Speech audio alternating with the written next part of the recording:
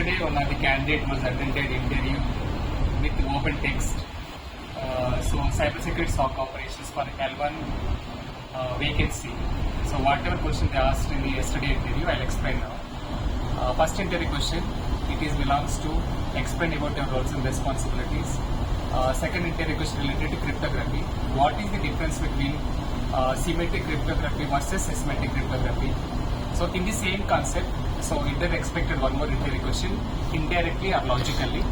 So what is that? Whenever any end user, they are accessing any web server, example take HDFC Bank, in that scenario, what is the backend mechanism? So basically this one we have to explain about SLTLS mutual authentication mechanism. So in the same concept once again, so when the user is accessing HDFC Bank net banking application, so if you want to integrate all these different types of logs to SIM2 against vast top 10 category of the attacks, what are the different types of logs or slugs you will integrate to SIM2, and what are the different types of correlation rules you will create. Yeah, so for this one you should be aware of the application three-tier architecture and also application related logs. So I will give the answer as well. So for this particular answer, whatever it expected, so application logs or slugs are related to vast top 10.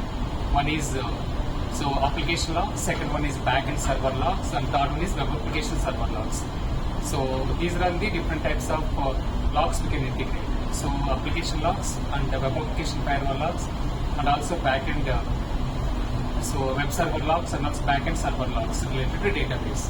So if I am integrating these logs to SIM2, and we will create correlation rule against vast top 10 like SQL injection, cross-site scripting, broken authentication, broken access control, then we will take care of the respective alerts triggered in the SIM2. So that is the first scenario based question. Second scenario based, actually it is a practical scenario once again. So interviewer shared in the screen, and in that particular screen he shared one of the email. In that email it contains one of the sample resume, and in that email once again it contains the body of the content. That body of the content belongs to so respective file path, file name, file process basically. What is file path they given? So C/program/files/user/ so respective apps/ so file name. In this similar way, file path and file ID. So as the L1 cybersecurity analyst, how can you do the tracing of this particular phishing email malware attachment, and also what are the respective recommendations you will provide in case if it is a malicious Trojan attack, and so how can you take care of the respective recommendations as well to L2 team. So because the L1, this is vacancies for the L1 cybersecurity SOC operation.